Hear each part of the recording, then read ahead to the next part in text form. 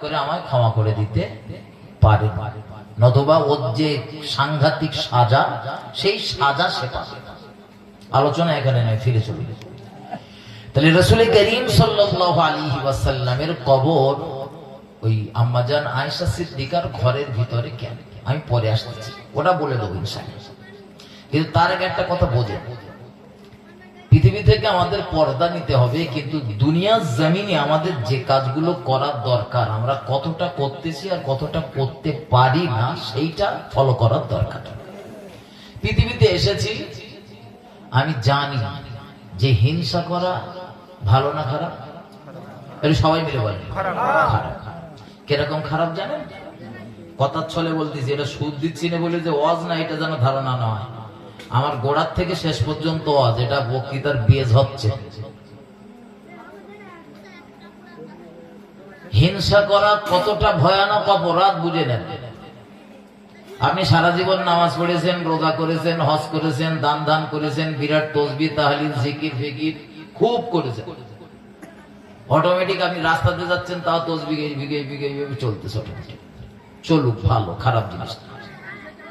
কিন্তু হিংসা যদি করেন, এই জীবনে যা নেকি সঞ্চয় করেছেন, যা নেকি করেছেন, এই নেকি গুলো জ্বলে পুড়িয়ে ছাই হয়ে যাবে, ফর্সা হয়ে যাবে, কিচ্ছু থাকবে না। কিছু বুঝতে পেরেছেন? তার মানে সারা জীবন আমি যে কষ্ট করে রমজান মাসে সেই সেহরিতে খেয়েছিলাম আর সেই ইফতারি, আর মাঝখানে যে একদম শুকিয়েছি, কত কিছু খাওয়ার ইচ্ছা হয়েছে, তারপরেও শুকিয়েছি, এই যে ইবাদত বন্দেগী করেছি, সব বরবাদ হয়ে যাবে যদি আমি হিংসাত্মক নীতিতে চলি। একটা কথা বলিস, আর ওয়াজ করতে হবে, হাজার করা লাগবে। শুধু জীবন থেকে হিংসাটা সরা, মানুষের মতো মানুষ হয়ে যাবে, আল্লাহর প্রিয় বান্দা হয়ে যাবে। পৃথিবীতে যাদেরই ধ্বংস হয়েছে সব কটার ভিতরে হিংসা ছিল। আবু লাহাব নবীর চাচা, তার ধ্বংস হওয়ার কারণ কি বলেন? বলেন, হিংসা। ওই আবু জেহেল, ওর ভিতর ছিল রসুলের প্রতি হিংসা। আপনারা নমরুদের কথা শুনেছেন, সে হিংসাত্মক নীতিতে চলত। ইব্রাহিম নবীর প্রতি তার ছিল হিংসা, ইব্রাহিম নবীর প্রতি হিংসা। ফেরাউনের নাম শুনেছেন না? ফেরাউন, ও জন্তুটা হযরত নবী মুসা আলাইহিস সালামের উপরে হিংসা করত। তো এদের লাইফ ভালো হয়েছে না খারাপ হয়েছে?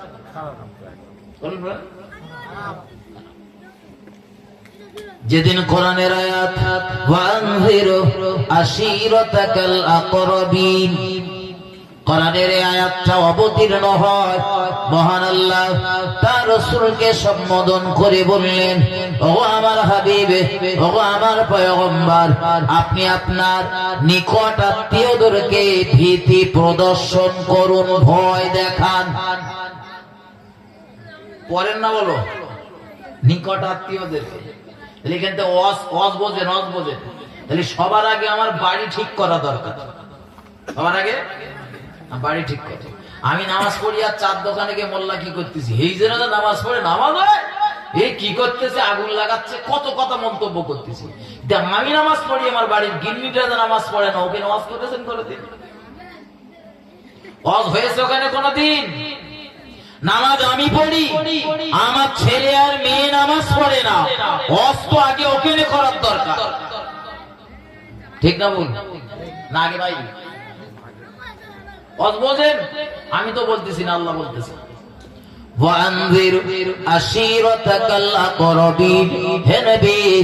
আপনি আপনার নিকট আত্মীয়দেরকে ভীতি প্রদর্শন করুন।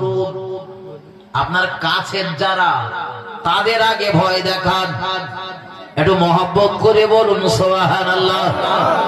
আল্লাহ নবী সেদিন সাফা পাহাড়ের পাদদেশে দাঁড়িয়ে গেল আর মানুষদেরকে একত্রিত করলেন, রাসূল পরিবারের মানুষদেরকে ডাকলেন। নবী বললেন, আমি যদি তোমাদেরকে বলি এই পাহাড়ের পৃষ্ঠদেশে, এই পাহাড়ের পিছনে একদল অশ্বরোহী সৈন্য আত্মগোপন করে রয়েছে, তোমাদের হত্যা করবে বলে, মার্ডার করবে বলে, তোমাদের উপরে ঝাঁপিয়ে পড়বে বলে, তোমরা কি আমার কথা বিশ্বাস করবে? মক্কার নেতা মোড়ল মাতব্বরেরা, নবী পরিবারের সব মানুষেরা এক বাক্যে জবাব দিয়েছিলেন, ও আব্দুল্লাহর বেটা মুহাম্মদ সাল্লাল্লাহু আলাইহি ওয়াসাল্লাম, আপনার কথা অবিশ্বাস করার তো কোনো জায়গা নেই, কারণ দীর্ঘ 40 বছরের ভিতরে আপনি কখনোই মিথ্যা কথা বলেননি। নবী 40 বছরে একটাও মিথ্যে কথা বলিনি। আমরা যারা মজলিসে বসে রয়েছি, আমাদেরও এলআইপি এখনো কোনো মিথ্যে কথা বার হয়নি। এইটা যদি হাতে থাকে তো মিথ্যে কথা বলা যে কি সহজ, তার বলা যাবে না। এইটা হয়তো আমি বাড়িতে বার হচ্ছি, জলসা কমিটি ফোন করতে, হুজুর কোথায়? তা আমি এসে গেছি। আমি কার বলবেন সে রাগ করবেন, আমি আমার নিজের গায়ে ফেলে বলতেছি, ও ঘুর গেলেন ঠিক হয়ে যাবে। মিথ্যা কথা, যে ব্যক্তিটার এই মিথ্যার রোগে পেয়েছে তার ধ্বংস অনিবার্য। কি বলেছি? আমি বলতেছি না, আল্লাহর কোরআন বলছে লানাতুল্লাহি আলাল কাযিবিন। আল্লাহর কোরআন বলছে লানাতুল্লাহি আলাল কাযিবিন, যিনি মিথ্যাবাদী তার উপরে আল্লাহর অভিশাপ। তার মানে আমরা মাঝে মধ্যে মানুষের বদদোয়া করি না? বদদোয়া করি না? তুই আমার পেছনে লেগেছিস, তোর ঘাড়ে বাস পড়ে, বলি না? অনেকে বলে এই বদদোয়া করা ঠিক না। বদদোয়া না কখনো করবেন না, পায়ে দুটো হাত দিয়ে বলতেছি, বদদোয়া করবেন না। কেন করবেন না সেইটা বলি। বদদোয়া আমরা যখন করি তখন এই বদদোয়াটা আসমানে ভাসে। এই জন্যই ভাসে যে আমি যার জন্য বদদোয়া করেছি ওই ব্যক্তিটা বদদোয়ার উপযোগী কিনা। এখন যদি দেখা যায় ও বদদোয়ার উপযোগী, তো বদদোয়াটা তার দিকে চলে যাবে। আর যদি সে উপযোগী না হয় তো ও বদদোয়া ঘুরে রিটার্ন চলে আসবে আমার কাছে। বুঝেছেন? তার মানে আমি যে লোকের বলেছি তোর ঘাড়ে বাস পড়বে, ও বাস আমার ঘাড়ে পড়বে। আমার অজে আপনাদের অসুবিধা হচ্ছে? অসুবিধা হলে বলবেন, আমি বলো পুরো কোরআনের উপরে আলোচনা করতেছি। চলুন, তাহলে হিংসা আমাদের একদল মানুষের পেয়ে রয়েছে, আমি সেইটা বোঝাচ্ছি। এইটুকুনি বুঝিয়ে আমি দোয়া করতে পারবো, টেনশন নেই। এখন রসুল যখন এই আলোচনা করলেন আর বললেন, তারা সবাই বলল যে আপনি মিথ্যা বলেন না। কারণ মক্কার মানুষেরা রসুলের নবুয়াত লাভ করার আগে মক্কার মানুষেরা আল্লাহ নবীর একটা উপাধি দিয়েছিলেন আস-সাদিক, সত্যবাদী। একটু মহব্বত করে বলুন সুবহানাল্লাহ, আর একটু আওয়াজ দিয়ে বলেন সুবহানাল্লাহ, নারায়ে তাকবীর। রাসূল নবুয়াত পেয়েছিলেন 40 বছর বয়সে। আবার বলতেছি, রাসূল নবুয়াত লাভ করেছিলেন 40 বছর বয়সে, দায়িত্ব পেয়েছিলেন। এর আগেও তিনি নবী, পরেও তিনি নবী। আগেও নবী, পরেও নবী। কিন্তু 40 বছরে তো দায়িত্ব পেয়েছেন ইসলাম ধর্মের প্রচার করার। এই 40 বছরের আগে নবী কোন ধর্মের অনুসারী ছিলেন? জি, নবী ইসলাম ধর্মের। আচ্ছা, নবীর দায়িত্ব দেওয়া হলো, ইসলাম ধর্মের দায়িত্ব, প্রচার করার দায়িত্ব দেওয়া হলো নবী 40 বছর বয়সে। কত বছরে? বোঝেন, ঘুম লাগতেছে অনেকের, একটু সমস্যা হতে পারে। 40 বছর বয়স নবী যখন, তখন দায়িত্ব চাপানো হলো, হুজুর আপনার দায়িত্ব, ডিউটি এইটা পালন করুন। কিন্তু এই 40-এর আগে রাসূলের ধর্ম ছিল কি? ইসলাম। একদম যে ভুল বলতেছেন তা না, তবে সঠিক হবে এটা যে হযরত নবী ইব্রাহিম আলাইহিস সালামের ধর্মের অনুসারী ছিলেন। নবী ইব্রাহিম আলাইহিস সালামের ধর্মের অনুসারী ছিলেন, ওটাও ইসলাম। সব নবীরাই কি ইসলামের প্রচার করেছে। প্রকার ভেদে এখন কোনটা হয়েছে খ্রিস্টান, কোনটা হয়েছে ইহুদি, একটা রকম হয়েছে। আমার ভাই ও বাবাজিরা আমার, ভুল আমাকে নেবেন না, ভুল আমাকে বুঝবেন না। আল্লাহ পাকের নবী জনাবে মুহাম্মদুর রাসূলুল্লাহ সাল্লাল্লাহু আলাইহি ওয়াসাল্লাম তিনি যখন এবারে কলেমার দাওয়াত দিলেন, জাহান্নামের আযাবের ভয় দেখালেন, আল্লাহর সঙ্গে শরীক করলে কি হয় এই ওয়াজ নবী যখন করলেন, নবীর সামনে যারা বসেছিল দাঁড়িয়ে ছিল এরা ক্ষুব্ধ হলো, রাগান্বিত হলো। আল্লাহ নবী মুহাম্মদুর রাসূলুল্লাহর সামন দিয়ে তারা চলে যাচ্ছিল। আর নবীর একজন চাচা, ওই চাচাটার নাম হলো আবু লাহাব। এ হলো আমার নবীর আপন চাচা, একদম আপন চাচা। পাড়া সম্পর্কে বা গ্রাম সম্পর্কের না, রক্তের সম্পর্কের চাচা।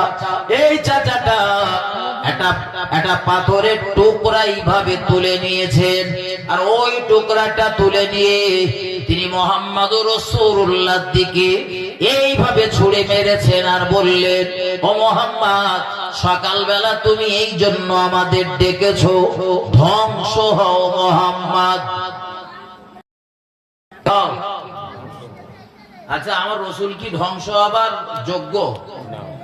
আমি একটু আগে কি বলেছি বলেন দিন, কারোর নামে বদদোয়া করলে সে যোগ্য না হলে সেটা ঘুরে তার দিকে যায়, সেটা ঘুরে হ্যাঁ তার দলিলটাও নিয়ে ওর দলিলটাও নিয়ে। আল্লাহ নবী মুহাম্মদুর রাসূলুল্লাহ এই ধ্বংসের কথা বলেছেন নবীর চাচা। নবীর মনটা মলিন হয়ে গেল। আল্লাহ আপন চাচা জানে আমার বাপ নেই, মা নেই, আমি বড় অসহায়, আমার ধ্বংসের কথা বলে। মন খারাপ। জিবরাইল আমিনের আগমন, ইয়া রাসূলুল্লাহ, ইয়া হাবিবাল্লাহ, হুজুর, মহান আল্লাহ আপনার মনের যন্ত্রণা নিবারণ করার জন্য সূরা লাহাব অবতীর্ণ করেছেন। কোরআনের আয়াত অবতীর্ণ হয়ে গেল, তাব্বাত ইয়াদা আবি লাহাবি ওয়া তাব্বা, ধ্বংস হোক আবু লাহাবের হস্ত যুগল এবং সে নিজে। আবু লাহাব আমার নবীর ধ্বংস কামনা করেছিল, নবী বলো কামনা করেনি, কিন্তু মহান আল্লাহ বললেন ধ্বংস হোক আবু লাহাবের হস্ত যুগল, দুটো হাত এবং সে নিজে। আল্লাহ বলতেছেন। এই ওয়াজ হয়তো আপনাদের অনেকের কানে পড়েছে, আমি এই বিষয়টা বলবো না, শুধু যে কথাটা না বললে নয় সেইটা বলার জন্য দুটো একটা কথা একটুখানি বলে দিচ্ছি।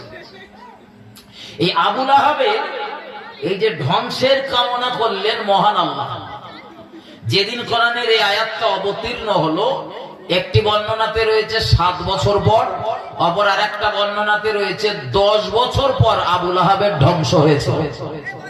কতদিন পর? এই আবু লাহাবের বংশটারে আল্লাহ পেরায় নির্বংশ করে দিল। কেন বলেন জানেন? এই কচি রে, এই মোনা কি হচ্ছে কচি হাজরাত, এই আবু লাহাবের বংশটা পেরায় শেষ করে দিয়েছিলেন আল্লাহ। কেন বলেন? কারণ শোনেন অদ্ভুতের। আমার রাসূলুল্লাহর কয়েকটা পুত্র সন্তান ছিল, ছেলে সন্তান আল্লাহ দান করেছিলেন, কিন্তু তারা সব অল্প বয়সে ছোটবেলায় মারা যায়। এত ছোটবেলায় মারা যায় ওগুলো ধর্তব্যই আসে না। তো একটা ছেলে একটু বড় হয়েছিল, সম্ভবত নাম ইব্রাহিম, তিনি একটু বড় হয়েছিলেন, তারপরে মারা গিয়েছিলেন। তো এই রাসূলুল্লাহ সব কটা কন্যা মেয়ে ছেলে কটা মারা গেছে। এই জন্য মক্কার কিছু কিছু নেতা, বিশেষত নবীর এই চাচা আবু লাহাব, আল্লাহর নবীকে বলতেন নেস কাটা, নির্বংশ। নবীর ছেলে নেই বলে নির্বংশ বলতো। আমার সমাজেও কিছু লোক রয়েছে, কারোর যদি শুধু মেয়ে থাকে তো তখন তারে কত রকম ছোট বড় কথা বলে কল্পনা করতে পারবেন না, আছে না নেই? আছে। এখান থেকে শিক্ষা নিয়ে বাড়ি যাবে। এই আবুল আহাব আমার নবীরে বলতো নেস কাটা বেড়ে। আল্লাহ কোরআন শরীফের একটা সূরা নাজিল করলেন, সূরাটার নাম হলো সূরা কাউসার। শুনেছেন সূরা কাউসার? এই কোরআন শরীফের সব থেকে ছোট সূরা, যেটা সব থেকে ছোট সূরা, যেটা ইন্না আ'তাইনাকাল কাউসার, এই যে সূরাটা, এই সূরাটা শেষ আয়াতে আল্লাহ আবুল আহাবরে শোনালেন যে নেসকাটা নির্বংশ আমার নবী না, নেসকাটা নির্বংশ কেডা? আবুল আহাব। ওরা যারা নবীর নামে বলেছে আল্লাহ শুধু ঘুরিয়ে ওদের ঘাড়ে ফেলে দিয়েছে, নবীর বলা লাগেনি। তবে আমার নবীর লাইফে বিশ্ব নবী একজন মানুষের জন্য বদদুয়া করেছে। কতজন? একজন। অ্যাকচুয়ালি বদদুয়া বললেও ভুল হবে, ঠিক বদদুয়াও না, তথাপি বোঝানোর জন্য বলছি যে একজন মানুষের উপরই রাসূল রাগান্বিত হয়ে একটা বদদুয়া করেছিলেন। সেই বদদুয়াটা কি? এই আবুল আহাবের একটা ছেলের নাম হলো উতাইবা। খুব গভীর ভাবে নেবেন, এদের সম্পর্ক বলো রাসূলের সাথে হেভি গাঢ়। নবীর চাচা, নবীর চাচাতো ভাই, নবীর চাচি, কত ভয়ানক জিনিস ছিল এরা, এইগুলো বোঝে। রাসূলের এই চাচাতো ভাইটার নাম হলো উতাইবা, আর আরেকজনের নাম উতবা। এই উতবা আর উতাইবা দুজনের সঙ্গে রাসূলের দুজন মেয়ের বিবাহ হয়েছিল। দুজন মেয়ের বিবাহ হয়েছিল দুই ভাইয়ের সাথে। তখনও রাসূলের বাড়ি থেকে ওদের বাড়ি যায়নি, সবে বিবাহ হয়েছে। আর ওই সময় কোরআনের ওই আয়াত অবতীর্ণ হয়েছে, তাব্বাত ইয়াদা আবি লাহাবি ওয়া তাব্বা, ধ্বংস হোক আবু লাহাবের হস্তযুগল এবং সে নিজে।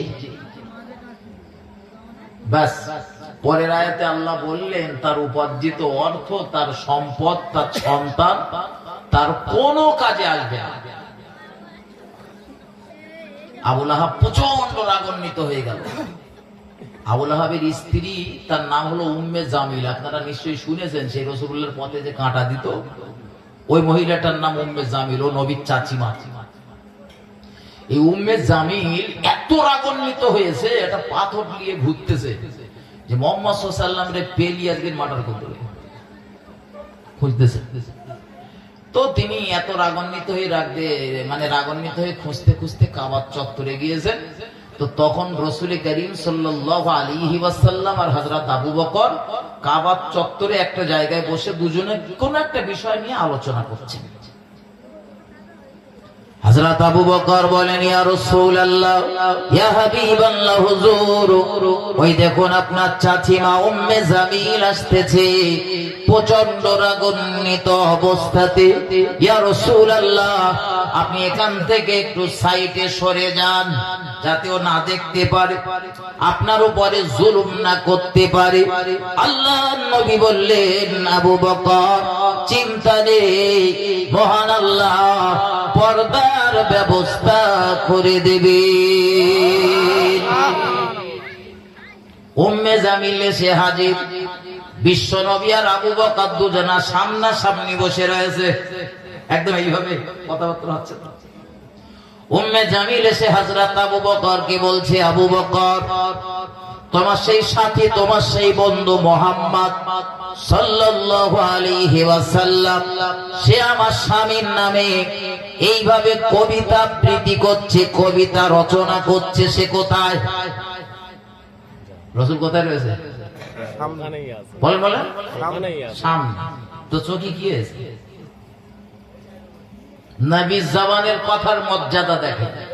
আবু বকর শুধু একবার বলেছে না যে হুজুর আপনি একটু সাইড হয়ে যান, আর রাসূল বললেন, আবু বকর, পর্দার ব্যবস্থা হবে, পর্দার ব্যবস্থা।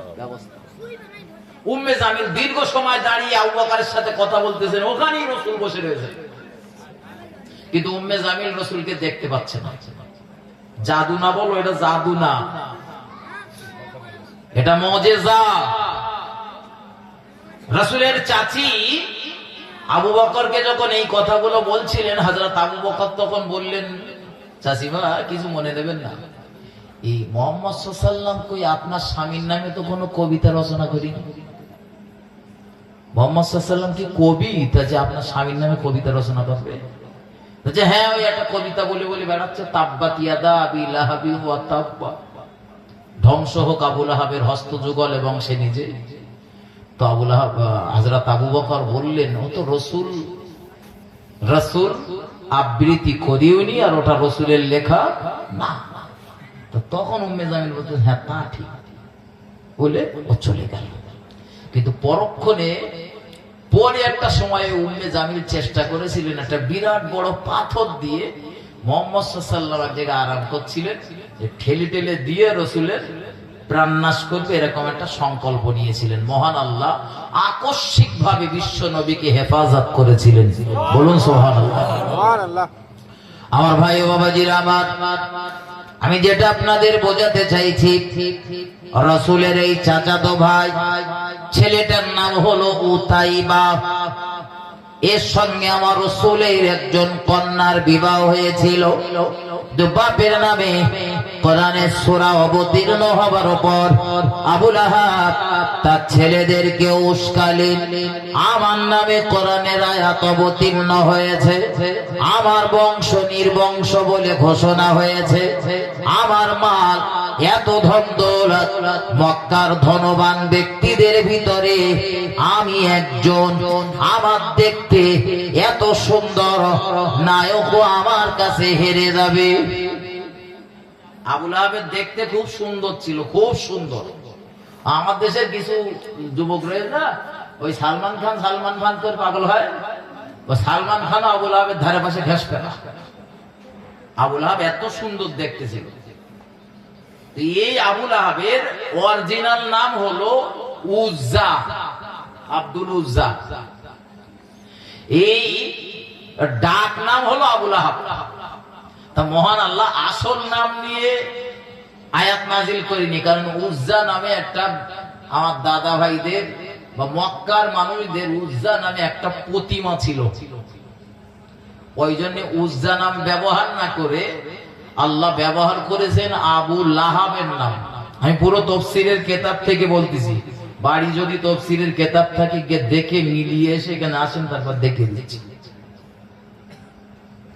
হযরত মুহাম্মদ সাল্লাল্লাহু আলাইহি ওয়াসাল্লামের চাচা আবু লাহাব, সে যখন তার ছেলে দুটোরে বোঝালো যে দেখো, তোমার বাপের নামে নিন্দমন্দ, তোমার বাপের নামে এত ছোট বড়, আর তুমি ওই মুহাম্মদ সাল্লাল্লাহু আলাইহি ওয়াসাল্লামের মেয়ের নিয়ে সংসার করবে, তা কখনো হতে পারে না। যা কাজ হচ্ছে বলো সব হিংসা, যা কাজ হচ্ছে সব কিসে? হিংসা। মাল আছে আমার এত টাকা পয়সা, ভাইপো যে ক্যাটাগরিতে কলেমার দাওয়াত দিয়ে উঠতেছে, লোকজন ভাইপোর পাশে যা দাঁড়াচ্ছে, রাজত্ব তো আমার থাকবে না, রাজত্ব আমার থাকবে না। ও আবু জেহেলটারও ওই ঠিক ওই চিন্তা ছিল, আবু জেহেলের চিন্তা ছিল ওই চিন্তা, যেভাবে মানুষ মুহাম্মাদের পাশে দাঁড়াচ্ছে আমার রাজত্ব শেষ হবে, ওইটারে শেষ করা। এক নেতা আর এক নেতা, বিরোধী নেতার কি খুব সহজে মানে, খুব সহজে সহ্য করতে পারে? রাজনীতির কথা বলতেছি রে, বল বোঝাচ্ছি। হযরত মাথায় নেন, আল্লাহ নবীর চাচা আবু লাহাব, এ আবু লাহাব হলো জাহান্নামী। নবীর বংশের রক্ত রয়েছে তার দেহে। আমার নবীর একদিনও যদি কোলে নিয়ে আদর করতে হয় করেছে, একদিন না আরো বেশি। কলেমার দাওয়াত দেওয়ার আগ পর্যন্ত মহব্বত করেছিলেন, কিন্তু কলেমার দাওয়াত দেওয়ার পর থেকে বিরোধিতা শুরু হয়েছিল। ও বাবাজি ভাই জানেনা, এই আবু লাহাবের ছেলে দুটো আল্লাহ নবী মুহাম্মদুর রাসূলুল্লাহ সাল্লাল্লাহু আলাইহি ওয়াসাল্লামের নিকটে এলো, আর আমার নবীকে অপমান করলো, বেইজ্জতি করলো।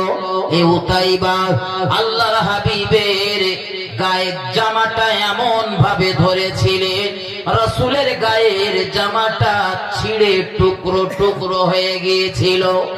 নবীর সামনে দাঁড়িয়ে শাসাচ্ছিলেন আর বলছিলেন, ও মুহাম্মদ, তোমার কন্যা দুটো রে, আজ আমরা দুই ভাই এই জায়গায় দাঁড়িয়ে তালাক দিলাম। আল্লাহর নবীর চোখের কোণায় ছিল পানি, চোখ ভরা পানি নিয়ে শুধু বলতেছিলেন, আমার কন্যাদের অপরাধ কি? আমার মেয়েরা কি করেছে? বাপ হিসাবে আমি কলেমার দাওয়াত দিয়েছি, আমি ইসলামের দাওয়াত দিই। মহান আল্লাহ তোমার আব্বার নামে সূরা নাযিল করেছে, ওটা তো আমার উপরে অবতীর্ণ হয়েছে, আমার মেয়েদের উপরে তো না। মেয়েদের উপরে কিছু ছেলে পিলে রয়েছে, দেখবেন খেয়াল করে, শ্বশুর যদি কিছু বলে তো তার পানিশমেন্ট হয় তার মেয়ের উপরে, হয় না?